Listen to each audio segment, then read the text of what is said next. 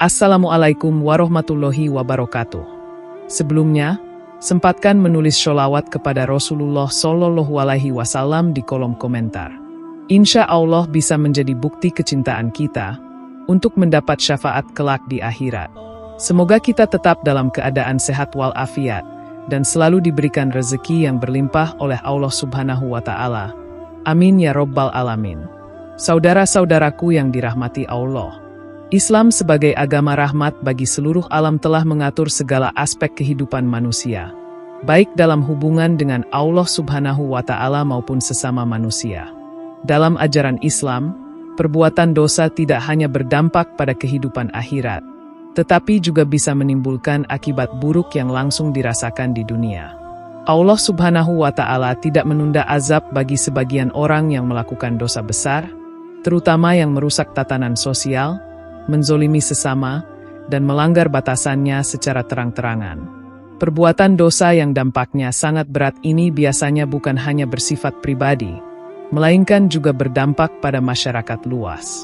Oleh karena itu, Islam sangat tegas dalam memperingatkan umatnya terhadap jenis-jenis dosa tertentu.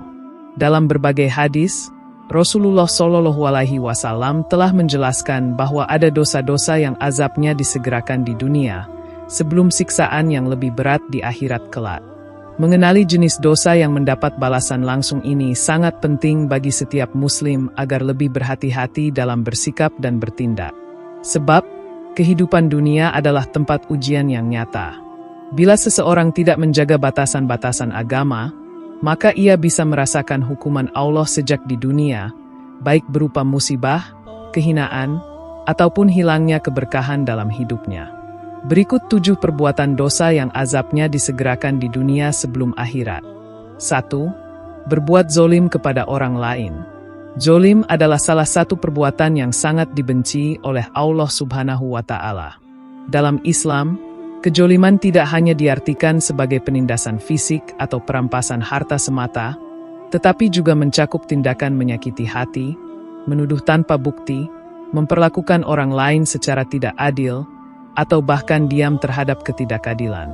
Rasulullah Shallallahu Alaihi Wasallam bersabda, "Kejoliman adalah kegelapan di hari kiamat."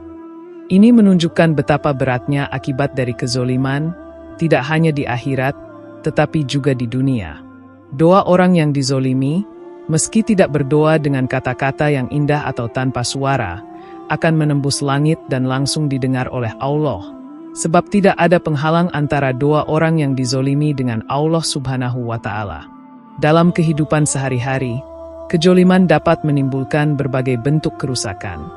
Orang yang berbuat zolim akan kehilangan kedamaian dalam hidupnya.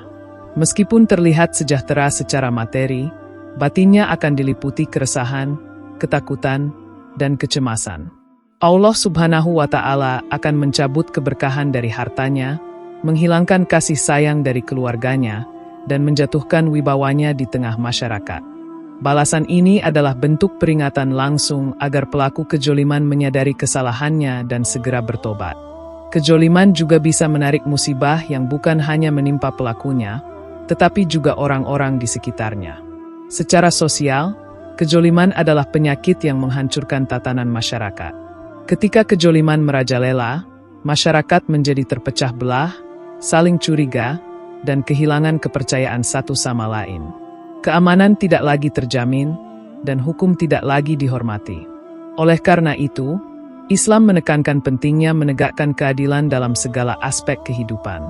Pemimpin yang adil mendapat tempat mulia di sisi Allah, sementara pemimpin yang zolim akan menjadi salah satu golongan yang paling berat hisapnya kelak. Bahkan, dalam hadis disebutkan bahwa Allah menunda balasan untuk sebagian dosa, tetapi dosa kezoliman pasti dibalas langsung di dunia.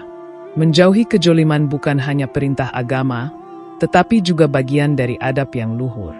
Seorang muslim sejati adalah mereka yang merasa cukup dengan apa yang dimilikinya dan tidak ingin mengambil milik orang lain secara batil. Ia memilih untuk memaafkan meski mampu membalas, dan ia bersikap adil meski terhadap orang yang tidak disukainya. Inilah akhlak yang diteladani dari Rasulullah Shallallahu Alaihi Wasallam dan para sahabat. Dengan menjauhi kejoliman dan menegakkan keadilan, Seseorang tidak hanya menjaga dirinya dari azab dunia, tetapi juga memperkuat fondasi kehidupan yang diridhai oleh Allah Subhanahu wa Ta'ala. 2. Melakukan riba dan menipu dalam transaksi. Riba adalah praktik keuangan yang sangat dilarang dalam Islam. Dalam Al-Quran, Allah menyatakan perang terhadap orang yang memakan riba, dan Rasulullah Shallallahu Alaihi Wasallam menyebut riba sebagai dosa yang lebih besar daripada zina sebanyak 36 kali. Praktik riba menghancurkan keadilan ekonomi dan menimbulkan kesenjangan sosial. Pelaku riba memperkaya diri dengan cara yang tidak adil, sementara pihak yang lemah semakin terjerat dalam kemiskinan. Oleh karena itu, azab dunia bagi pelaku riba bukan hanya berupa kegelisahan hati dan ketidakberkahan harta, tetapi juga bisa berupa kehancuran ekonomi yang tiba-tiba. Selain riba, penipuan dalam transaksi juga merupakan dosa besar yang secara eksplisit ditegur oleh Rasulullah Shallallahu Alaihi Wasallam. Dalam satu peristiwa, Rasulullah menemukan pedagang yang menyembunyikan gandum basah di bawah tumpukan gandum kering.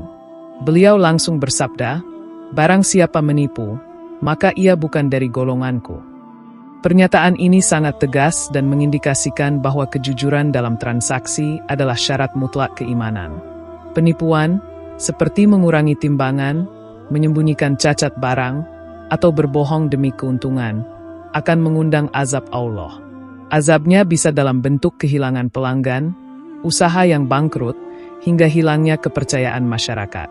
Orang yang memperoleh kekayaan dengan cara riba atau penipuan juga akan mendapati bahwa hartanya menjadi sumber kesengsaraan.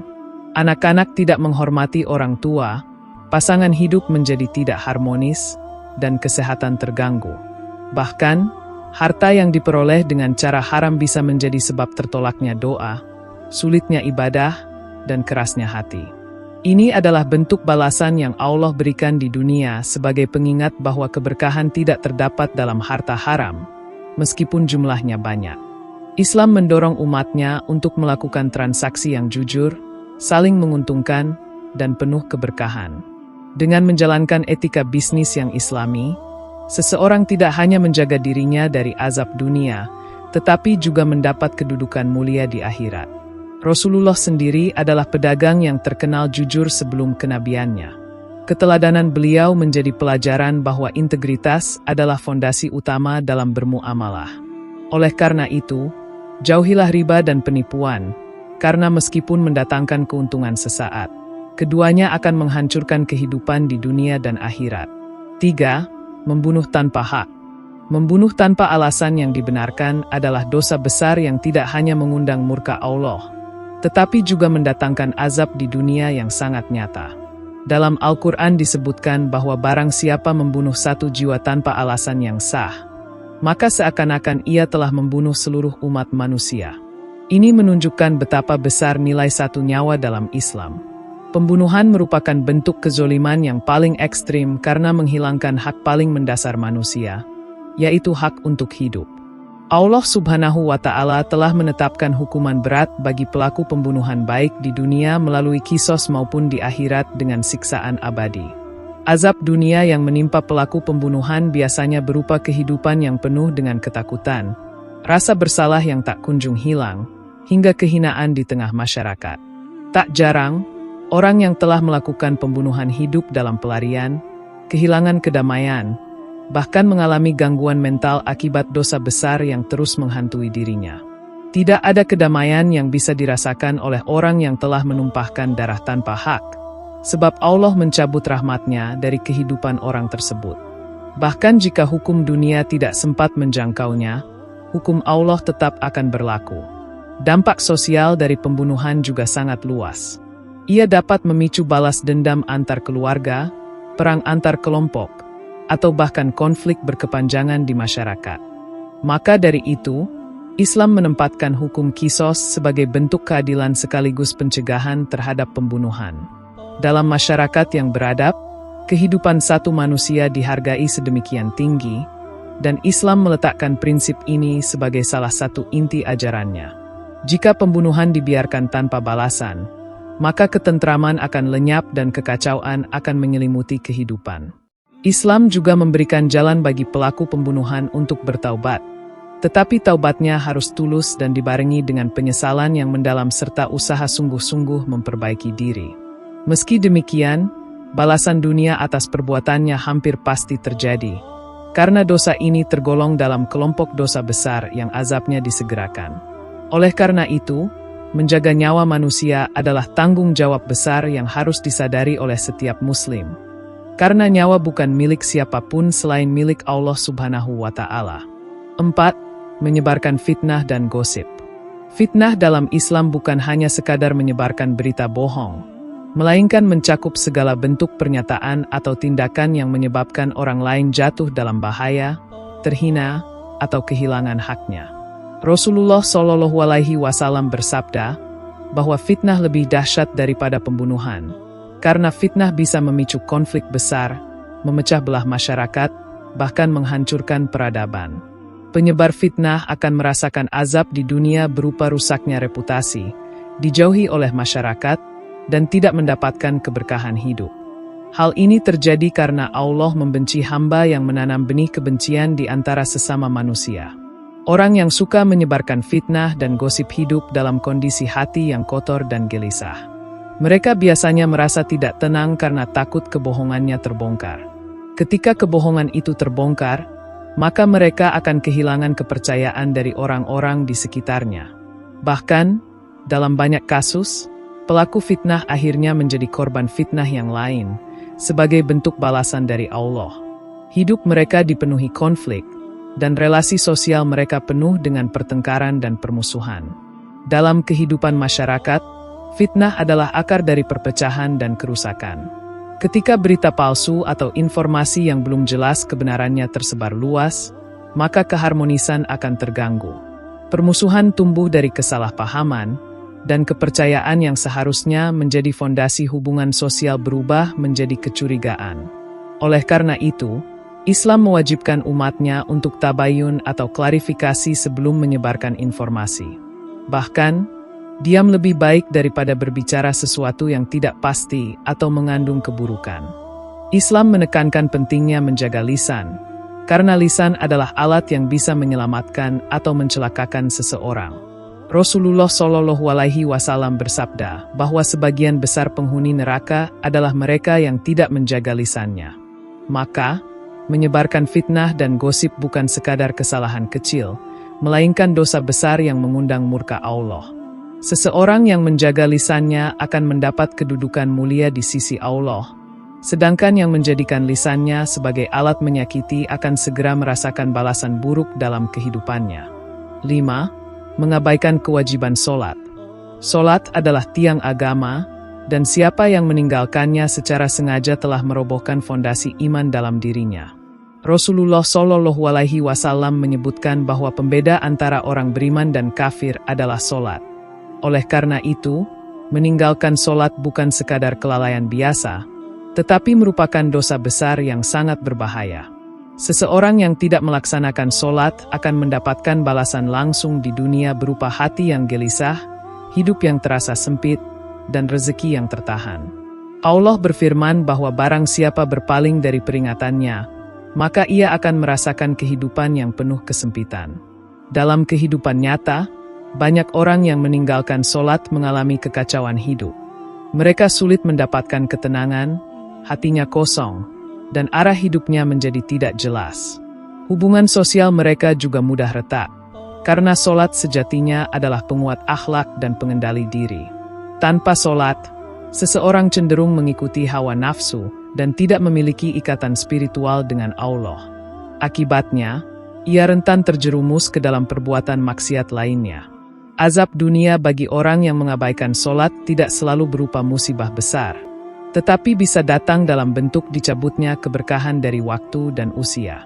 Hari-harinya berlalu tanpa manfaat, amalnya terasa berat dilakukan, dan usahanya terasa sia-sia. Bahkan, banyak masalah yang sebenarnya bisa dihindari jika seseorang menjaga sholatnya. Dalam sholat terdapat kekuatan spiritual yang mampu menenangkan jiwa dan memberi solusi dari berbagai masalah. Sholat juga merupakan bentuk komunikasi langsung dengan Allah. Ketika seseorang mengabaikan sholat, ia telah memutuskan hubungan dengan Sang Pencipta. Ini adalah bentuk pembangkangan yang sangat serius. Islam mengajarkan bahwa segala urusan dalam hidup, baik dunia maupun akhirat, bersumber dari kedekatan kita kepada Allah. Maka siapa yang menjauh darinya dengan meninggalkan sholat, akan merasakan kerugian besar sejak di dunia, sebelum ia dihisap dengan sangat berat di akhirat kelak. 6. Memutus silaturahmi dengan keluarga. Silaturahmi adalah amalan yang memiliki nilai spiritual dan sosial yang sangat tinggi dalam Islam. Rasulullah Shallallahu Alaihi Wasallam bersabda bahwa siapa yang ingin dilapangkan rezekinya dan dipanjangkan usianya, hendaklah ia menyambung silaturahmi. Sebaliknya, memutus tali silaturahmi adalah dosa besar yang membawa dampak buruk tidak hanya di akhirat, tetapi juga di dunia. Orang yang memutuskan hubungan dengan keluarganya akan merasakan kesempitan dalam rezeki, kehampaan dalam hidup, dan sering dilanda masalah yang datang silih berganti. Secara sosial, memutus hubungan keluarga menyebabkan terputusnya dukungan emosional dan sosial yang sangat dibutuhkan dalam kehidupan. Dalam banyak kasus, orang yang memutuskan hubungan dengan saudara atau orang tua merasa terasing, bahkan saat ia membutuhkan pertolongan. Keluarga adalah tempat pertama seseorang kembali saat dunia menolaknya. Maka memutus hubungan ini adalah bentuk pengkhianatan terhadap anugerah Allah. Allah menciptakan ikatan keluarga sebagai bentuk rahmat-Nya, dan siapa yang merusaknya berarti telah menentang hikmah penciptaannya. Azab dunia bagi orang yang memutus silaturahmi dapat datang dalam berbagai bentuk: kegagalan dalam karir, hubungan sosial yang tidak harmonis, atau hilangnya ketenangan batin. Hidup terasa berat karena seseorang menutup pintu-pintu keberkahan yang Allah janjikan melalui silaturahmi. Bahkan dalam Al-Quran, Allah menyebut bahwa mereka yang memutuskan apa yang Allah perintahkan untuk disambung adalah orang-orang yang dilaknat dan akan diberikan kebutaan hati. Islam menganjurkan untuk menyambung silaturahmi bahkan kepada mereka yang memutusnya. Ini menunjukkan betapa pentingnya menjaga hubungan kekeluargaan. Tidak ada salahnya memulai kembali hubungan yang renggang dengan senyum, sapaan, atau sekadar mendoakan kebaikan. Siapa yang melakukannya bukan hanya menghindari azab dunia, tetapi juga mendapatkan balasan besar di sisi Allah.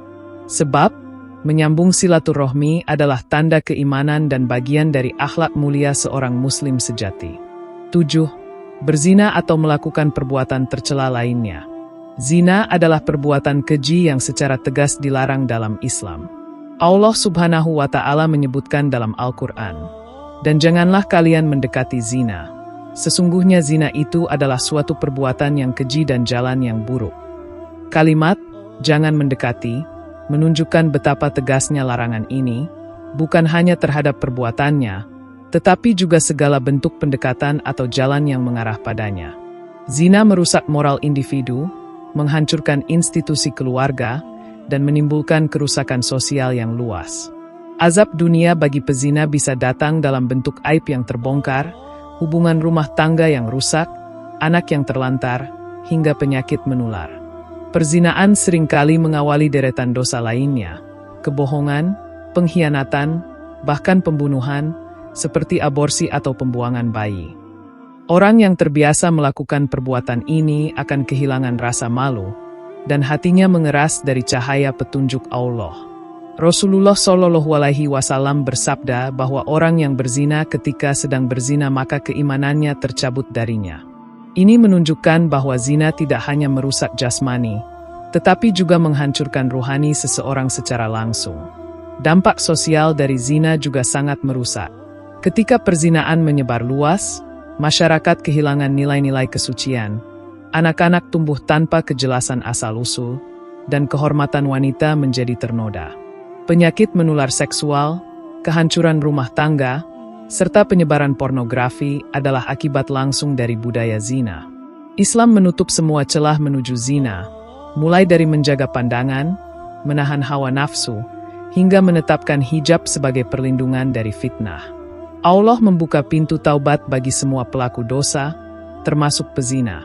Namun, selama ia belum bertobat, azab dunia akan menghampirinya dalam bentuk ketidaktenangan hidup, konflik batin, dan kerusakan hubungan sosial. Oleh karena itu, Penting bagi setiap muslim untuk menjaga diri dari perbuatan keji ini, memperkuat iman, serta membina hubungan yang halal dan diberkahi. Dengan menjauhi zina, seseorang menjaga kemuliaan dirinya, keluarganya, dan masyarakatnya dari kehancuran dunia dan akhirat. Saudara-saudaraku yang dirahmati Allah, dalam kehidupan dunia ini, Allah telah memberikan peringatan kepada hambanya agar tidak melakukan perbuatan yang mendatangkan murkanya. 7 dosa besar yang telah disebutkan di atas adalah contoh nyata dari perbuatan yang akan merusak kehidupan pelakunya, bahkan sebelum hari pembalasan tiba. Islam sebagai agama rahmat telah memperingatkan umatnya agar menjauhi dosa-dosa tersebut demi keselamatan dunia dan akhirat.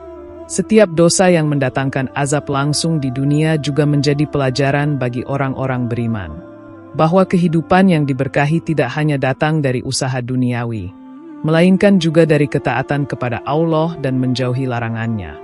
Ketika kita menjaga diri dari dosa, Allah akan menjaga kita dari berbagai keburukan dan menurunkan ketenangan dalam jiwa.